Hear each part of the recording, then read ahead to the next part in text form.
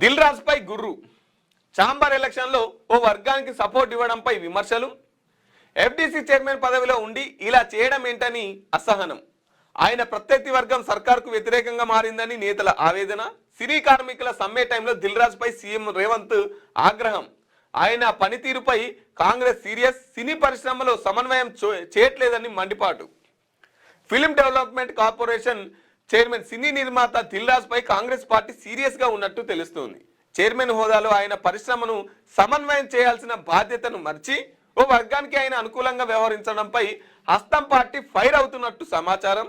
ప్రభుత్వ ప్రతినిధిగా ఉండి ఫిలిం ఛాంబర్ ఎలక్షన్ టైంలో ఓ వర్గానికి సపోర్ట్ చేస్తున్నారని, దీంతో ఆయన ప్రత్యర్థి వర్గం మొత్తం సర్కార్కు వ్యతిరేకంగా మారిందని కాంగ్రెస్ లీడర్లు వ్యక్తం చేస్తున్నారు.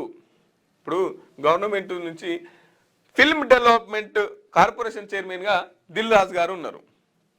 ఈయన ఒక వర్గానికి సపోర్ట్ చేయడం వల్ల ఇంకో వర్గం మొత్తం పార్టీకే దూరం అవుతుందట, పార్టీ మీద వ్యతిరేకంగా తయారవుతుందట. ఈయన ఉండే జాగాలు ఉంటే ఇద్దరు మంచిగానే ఉండు. అది ఫిలిం సంబంధించినటువంటి ఎలక్షన్స్, దానికి పార్టీలతో సంబంధం ఉండదు.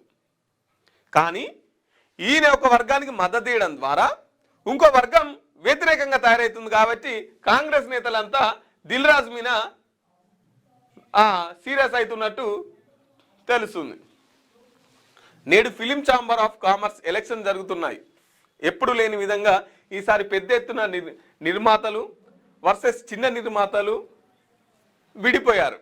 తమ సినిమాలకు పెద్ద నిర్మాతలు థియేటర్లు ఇవ్వకుండా అడ్డుకుంటున్నారని ఆరోపిస్తూ చిన్న నిర్మాతల వారికి వ్యతిరేకంగా బరిలోకి దిగారు. దీంతో ఏ వర్గం ఈసారి ఛాంబర్ ఎన్నికల్లో విజయం సాధిస్తుందనేది ఆసక్తిగా మారింది. ప్రోగ్రెసివ్ ప్యానెల్ కు అల్లు అరవింద్, సురేష్ బాబు, దిల్ రాజు. చిన్న సినిమాల పెద్ద సినిమాల ప్రొడ్యూసర్లు చిన్న సినిమాలు చేసుకునే వాళ్ళకు థియేటర్స్ దొరకనిత్తలేరట. ఇక మీరేం దొరకనిచ్చాయని చెప్పేసి వీళ్ళు కూడా ఈసారి బరిలోకి దిగిరు. ఈసారి ఎవరికి వెళ్తారు అనేది చూడాలిగా.